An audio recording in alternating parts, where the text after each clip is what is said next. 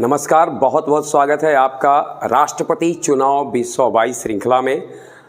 आज हम आपके समक्ष उपस्थित हैं राष्ट्रपति के शपथ ग्रहण के साथ साथ उनके कार्यकाल क्या होते हैं, कार्यकाल के साथ साथ वो सेवा से उनकी जो मुक्ति होती है, सेवानिवृत्ति होती है, उसके रास्ते कौन कौन से हैं।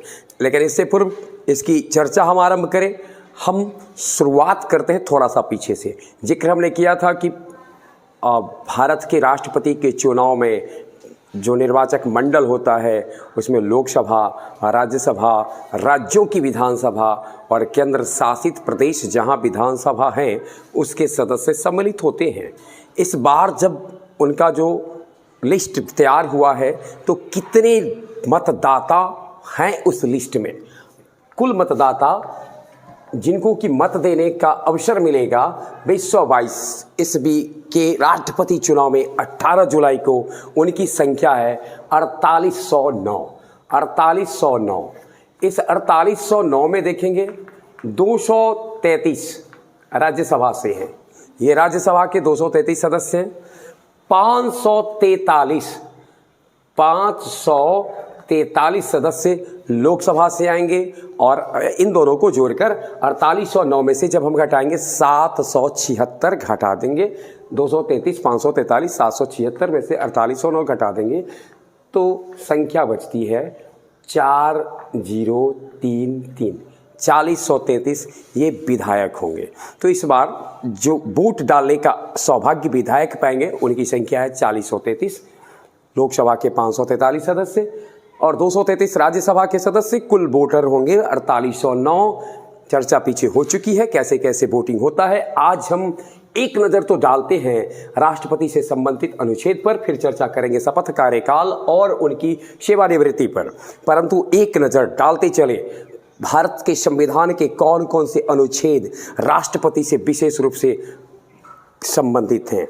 सबसे पहला अनुच्छेद 52 है जो व्यवस्था करता है भारत के पास एक राष्ट्रपति होगा जो सर्वे सर्वा होगा देश का, भारत का राष्ट्रपति। 53 कहता है सारी शक्ति कार्यपालिका की सारी शक्ति उसमें निहित होगी, उस पद में निहित होगी। 54 राष्ट्रपति के चुनाव से जुड़ा है। 55 राष्ट्रपति के चुनाव का तरीका जिसका जिक्र विस्तार से पिछले वीडियो में किया गया था और 56 राष्ट्रपति का कार्यकाल जिसका जिक्र हम आज करेंगे। 57 राष्ट्रपति क्या दोबारा निर्वाचित हो सकते हैं और उनके पुनः निर्वाचन की जो पात्रता है यह अनुच्छेद 57 से प्राप्त होता है उन्हें।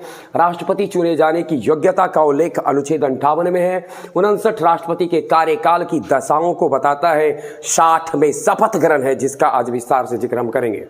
राष्ट्रपति को ऐसे श्रेष्ठ पद पर जो व्यक्ति बैठ जाए वह भी स्वेच्छाचारी न हो, इसके लिए संविधान ने उन पर भी महाभियोग लाने की व्यवस्था किया है और महाभियोग की प्रक्रिया का उल्लेख है अनुच्छेद 61 में। 62 कहता है राष्ट्रपति पद की रिक्ति की पूर्ति के लिए दोबारा चुनाव कैसे कराए जाएंगे, इसका जिक्र करता है अनुच्छेद 62। वही अनुच्छेद 65 में यह व्यवस्था की गई है कि यदि राष्ट्रपति नहीं होते हैं, राष्ट्रपति नहीं है तो राष्ट्रपति के रूप में उपराष्ट्रपति कार्य करेंगे। 70 राष्ट्रपति के कृत्यों का निर्वहन, कैसे उनको अपने कृत्यों का निर्वहन करना, इसका जिक्र करता है। 71 राष्ट्रपति के चुनाव से संबंधित मामलों की बात करता है। 72 में राष्ट्रपति का क्षमादान और अन्य शक्तियां, कतिपय मामलों में दंड का स्थगन, माफी या उस सजा को कम करने की जो शक्ति राष्ट्रपति को है, इसका उल्लेख अनुच्छेद 72 में किया गया है। 74 राष्ट्रपति को सलाह देने के लिए, उनके कार्यों को करने के लिए एक मंत्रिपरिषद होगा और राष्ट्रपति के लिए उनको परामर्श देने का कार्य करेगा, इसका उल्लेख अनुच्छेद 74 में है। वहीं 75 मंत्रियों से संबंधित अन्य प्रावधान जैसे नियुक्ति, कार्यकाल, वेतन आदि का जिक्र करता है। राष्ट्रपति के महान्यायवादी 76 अनुच्छेद 76 कहता है कि उनके लिए एक महान्यायवादी की व्यवस्था की जाएगी। राष्ट्रपति को सलाह देने, राष्ट्रपति के लिए न्याय संबंधित मामलों की बात करने के लिए, ये दूसरे शब्दों में कहते सुप्रीम कोर्ट और राष्ट्रपति के बीच में जो संबंध स्थापित करने का होगा उसके लिए महान्यायवादी होंगे। वहीं 77 भारत सरकार द्वारा कार्यवाही का संचालन राष्ट्रपति करेंगे। राष्ट्रपति को सूचना प्रदान करने से जुड़े पीएम का दायित्व, प्रधानमंत्री का दायित्व बनता है कि वो राष्ट्रपति को देश की दशाओं से, देश में चल रहे क्रियाकलापों से परिचित कराते रहे। अनुच्छेद 78, 85 संसद के सत्र सत्रावसान और उसे भंग करने का अधिकार राष्ट्रपति को है। बहुत ध्यान में रखना है, अनुच्छेद 85 के तहत संसद के सत्र सत्रावसान को भंग करने का अधिकार राष्ट्रपति को है। अनुच्छेद 87 राष्ट्रपति का विशेष अभिभाषण है। 111 संसद द्वारा पारित विधेयकों पर सहमति देना और 123 राष्ट्रपति की अध्यादेश जारी करने की शक्ति है। वहीं 143 सर्वोच्च न्यायालय में सलाह देने की शक्ति राष्ट्रपति को दी गई है, ऐसा उल्लेख है अनुच्छेद 143 में। इसके अलावे एक दो है जो पीछे था, जिसका जिक्र हम करते हैं। राष्ट्रपति द्वारा जो राज्यसभा के 12 सदस्यों का मनोनयन होता है, इसका जिक्र किया गया है आर्टिकल 80 के 3 में, यानी गौ भेज सकते हैं हम। और वहीं लोकसभा के सदस्यों के मनोनयन का अधिकार 331 में प्रदान किया गया है। हाल ही में ये जो लोकसभा में एंग्लो इंडियन समुदाय की व्यवस्था थी, जिसका मनोनयन राष्ट्रपति जी करते थे, उसे समाप्त कर दिया गया है। ये राष्ट्रपति से जुड़े हुए कुछ अनुच्छेद थे। ऐसे और भी अनुच्छेद हैं जिसका विस्तार पूर्वक हम जिक्र करेंगे जब हम राष्ट्रपति के कार्य, अधिकार और शक्ति को जानेंगे। अब हम चलते हैं राष्ट्रपति के शपथ, कार्यकाल और सेवानिवृत्ति को देखते हैं। जब राष्ट्रपति का निर्वाचन पूरा होता है, नए राष्ट्रपति निर्वाचित होते हैं, तो उनके शपथ ग्रहण की बात आती है।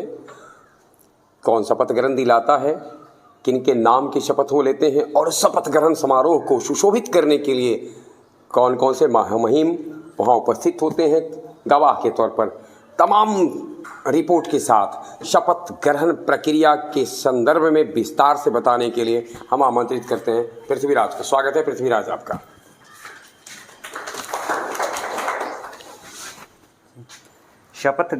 राष्ट्रपति का शपथ ग्रहण प्रक्रिया।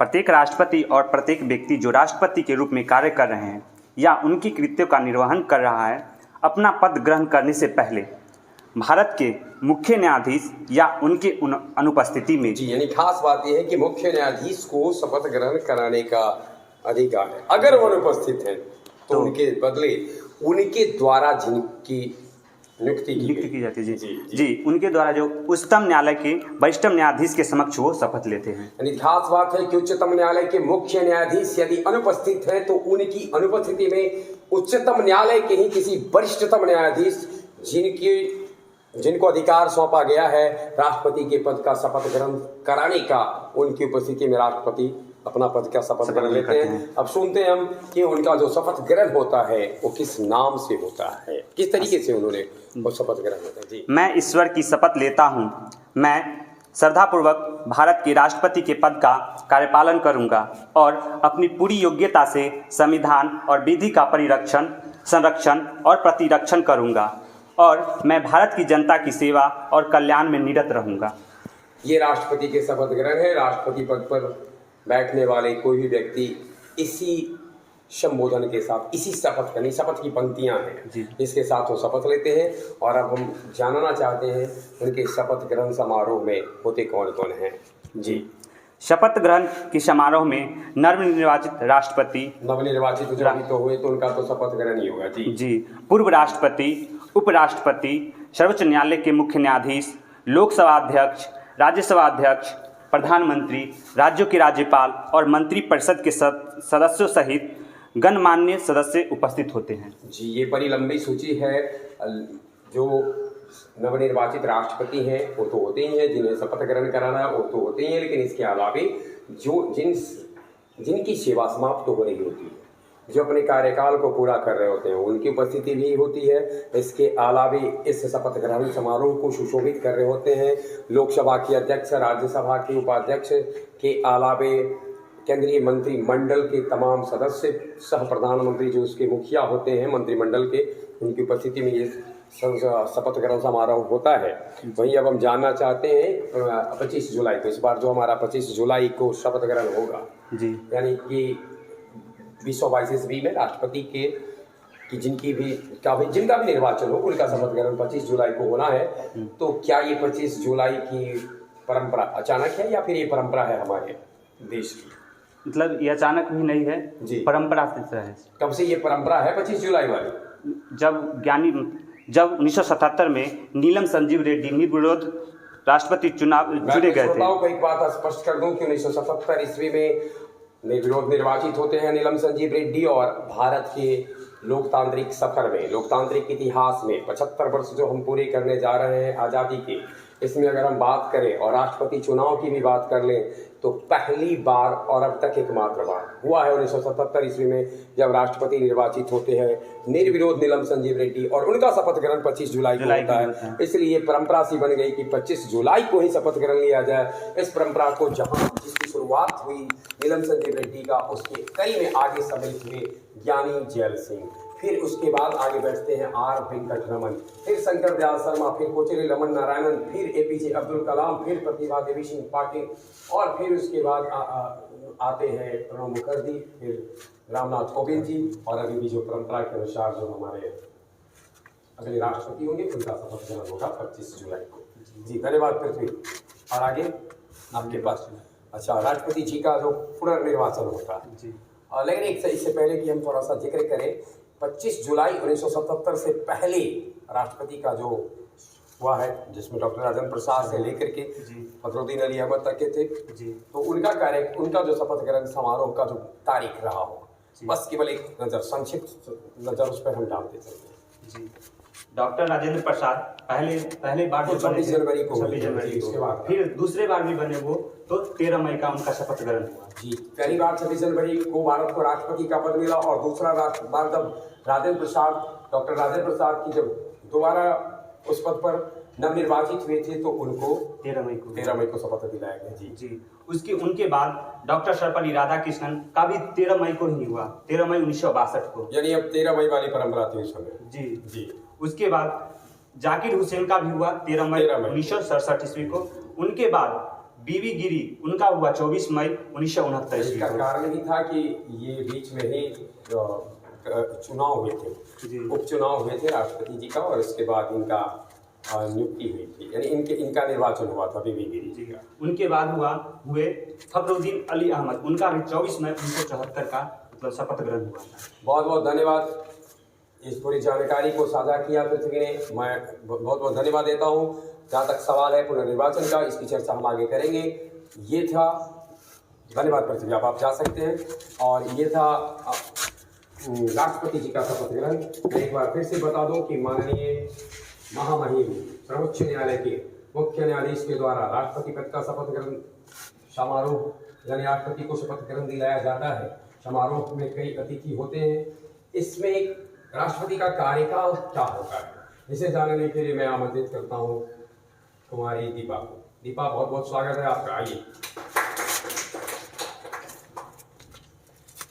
दीपा, राष्ट्रपति जी का कार्यकाल क्या होता है, थोड़ा सा हमारे श्रोताओं को बताएं।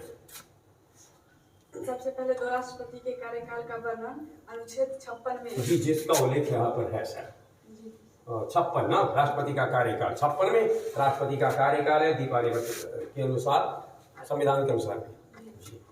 राष्ट्रपति का कार्यावधि 5 वर्षों का होता है। राष्ट्रपति की कार्यावधि उनके शपथ ग्रहण से लेकर, अर्थात कि उनकी जो उस पद पर जिस दिन से काम करना शुरू करते हैं उस दिन से 5 वर्ष का होता है। राष्ट्रपति का कार्यकाल उनके शपथ ग्रहण लेने से 5 वर्ष का होता है। भारत में अब तक जो राष्ट्रपति हुए हैं, डॉक्टर राजेंद्र प्रसाद से लेकर के निवर्तमान राष्ट्रपति हमारे आदरणीय श्री रामनाथ कोविंद जी हैं, इनकी का जो कार्यकाल रहा है, इसकी संक्षिप्त चर्चा के साथ दीपा जी। सबसे पहले तो भारत का प्रथम राष्ट्रपति डॉक्टर राजेंद्र प्रसाद का कार्यावधि 1950 से 1962 तक रहा जी। ये एकमात्र राष्ट्रपति थे जिन्होंने 2 कार्यकालों तक राष्ट्रपति पद पर 2 कार्यकाल पूरा किया राष्ट्रपति जी, एकमात्र राष्ट्रपति जी। आगे दूसरे राष्ट्रपति है डॉक्टर सर्वपल्ली राधाकृष्णन, जिनका कार्यकाल 1962 से 1967 तक रहा जी। तीसरा में डॉक्टर जाकिर हुसैन, जिनका कार्यकाल 1967 से 1969 तक रहा जी। चौथे में है बीवी गिरी, जिनका कार्यकाल 1969 से 1974 तक रहा। 5वें नंबर पर है फखरुद्दीन अली अहमद, जिनका कार्यकाल 1974 से 1977 तक रहा जी। छठे में है नीलम संजीव रेड्डी, जिनका कार्यकाल 1977 से 1982 तक रहा। और इसके बाद 55 साल के लिए आर वेंकटरमन 1982 से 1987, 1987 से 1992 डॉक्टर शंकर दयाल शर्मा 1992 से लेकर के 1997 तक जो है सो उन्होंने वो राष्ट्रपति थे। जी आगे बताइएगा। आर वेंकटरमन उसके बाद आर वेंकटरमन का कार्यकाल 1987 से 1997 से। आर वेंकटरमन तो थे 1982 से 87 से 1992। आर वेंकटरमन 1987 से 1992, शंकर दयाल शर्मा 1992 से 1997, के आर नारायणन 1997 से 2002, एपीजे कलाम 2002 से 2007, प्रतिभा देवी सिंह पाटिल 2007 से 2012, 2012 से 2017 तक प्रणब मुखर्जी और 2017 से 2022 तक अभी वर्तमान राष्ट्रपति श्री रामनाथ कोविंद जी रहे। राष्ट्रपति के कार्यकाल और 1950 से लेकर के 2022 ईस्वी तक राष्ट्रपति कौन कौन रहे, उनके कार्य के खास उपलब्धि क्या रही है, इसके साथ हम बाद में उपस्थित होंगे। बहुत बहुत धन्यवाद दीपा, आप हमारे बीच में आई और राष्ट्रपति के कार्यकाल को हमारे बीच में साझा किया। अब इस कड़ी में हम आगे आवाज़ देते हैं इनके कार्यकाल के बाद इनकी सेवानिवृत्ति से लेकर जो जुड़ी बातें हैं। सेवानिवृत्ति से पहले उनको वेतन कितना मिलता है, सुविधा क्या मिलती है, भत्ता क्या प्राप्त होता है, वेतन भत्ता सुविधा क्या है उनकी। राष्ट्रपति के वेतन जो मिलते हैं, राष्ट्रपति को जो भत्ता मिलता है, राष्ट्रपति को जो सुविधाएं हैं, इसे बताने के लिए हमारे बीच में आ रही है कुमारी अनामिका। बहुत बहुत स्वागत है अनामिका आपका। राष्ट्रपति की वेतन और भत्ते की बात करें तो राष्ट्रपति की वेतन जहां 1990 में 20,000 था, वहीं वेतन को 1998 में बढ़ाकर 50,000 रुपये कर दिया गया था और बढ़ते बढ़ते 2008 तक 1.5 लाख रुपए हो गया था।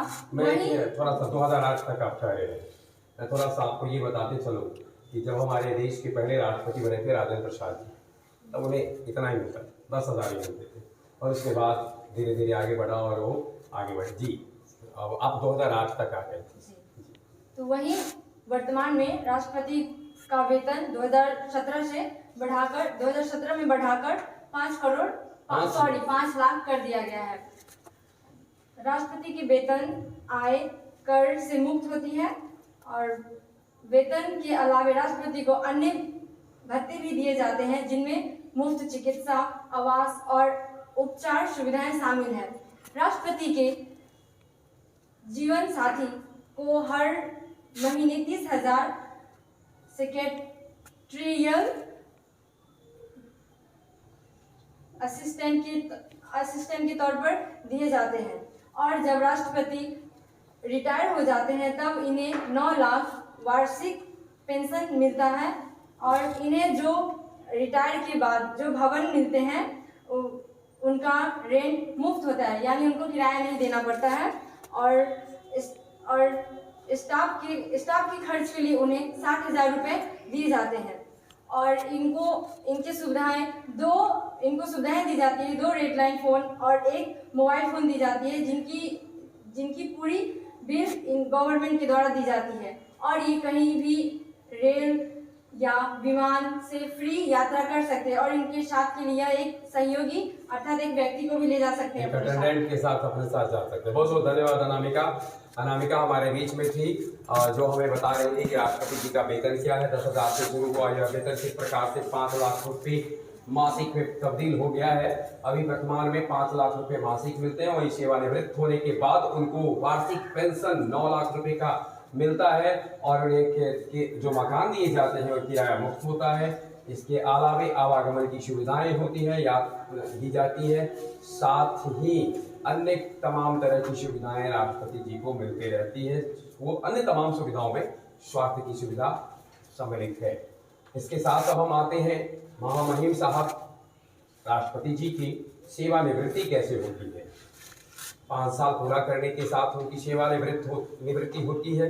हर परिस्थिति में या फिर किसी प्राकृतिक घटना के कारण बीच में ही सेवानिवृत्त हो जाना पड़ता है या फिर कानूनी प्रक्रिया भी है जिससे कि उनको उनके पद से हटाया जा सकता है। तमाम रिपोर्ट के साथ हमारे बीच में हैं जूली और पूजा। आइए, स्वागत है आपका।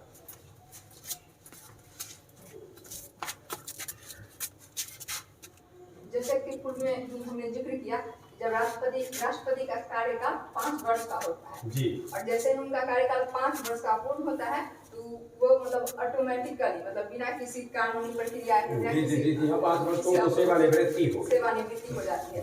और दूसरा तरीका ये है कि वो अगर स्वेच्छा से चाहे तो अपना पद त्याग कर सकते हैं जी, इस बीच में। जी बिल्कुल। उनके पद त्याग की विधि ये है कि वो किसी लेख पर स्वहस्ताक्षर द्वारा किसी लेख पर अपना हस्ताक्षर करेंगे और उस हस्ताक्षर को उपराष्ट्रपति को संबोधित करके सौंपेंगे और उपराष्ट्रपति उसे लोकसभा अध्यक्ष तक पहुंचाएंगे। यानी ध्यान देने योग्य बात है कि राष्ट्रपति जब अपना त्याग पत्र देते हैं तो उपराष्ट्रपति को सौंपते हैं। जी बिल्कुल जी, ये बहुत ध्यान देने वाली बात है। और उपराष्ट्रपति उसका अवलोकन करने के बाद उसे लोकसभा अध्यक्ष के बाद फॉरवर्ड कर देते हैं। जी बिल्कुल जी। और लोकसभा अध्यक्ष तक पहुंचाएंगे और वहां से अगर उन्हें मतलब ये किसी से मान्यता मिल जाती है उसके बाद राष्ट्रपति अपना पद मतलब उन्हें पद त्याग की मतलब तब उनको लगता है कि जो उन्होंने इच्छा जताई है इसके अनुसार उन्हें सेवानिवृत्त समझा जाता है। ये स्वेच्छा से त्याग पत्र कहने की बात है। इसके अलावे आगे अगर वो एक कानूनी प्रक्रिया जिसके तहत मतलब राष्ट्रपति को अपने पद से हटाया जा सकता है, जिसे हम लोग महाभियोग के नाम से जानते हैं। इसे शब्द दिया गया है। शब्द ही नहीं, अभियोग सामान्य केस होता है, महाभियोग महान केस होता है। और इस जो दुनिया भारत का सबसे बड़ा पद है उस पद पर जब हम उनको कानूनी प्रक्रिया से हटाने की बात सोचते होंगे ये तो एक बहुत बड़ा अभियोग है जिसे महाभियोग कहते हैं, जिसका जिक्र संविधान के अनुच्छेद 61 में किया गया है। और प्रक्रिया का होने का करें जैसा कि अभी सर बता रहे थे, महाभियोग एक ऐसा शब्द है जो कि अब मतलब किनसे लगाया जा रहा है, हमारे महामहिम पे महाभियोग लगाया जा रहा है। तो राष्ट्रपति को पद से हटाने के लिए जो भी संवैधानिक प्रक्रिया होती है इसे ही हम महाभियोग कहते हैं। राष्ट्रपति पर महाभियोग की प्रक्रिया का उल्लेख अनुच्छेद 61 में किया गया है।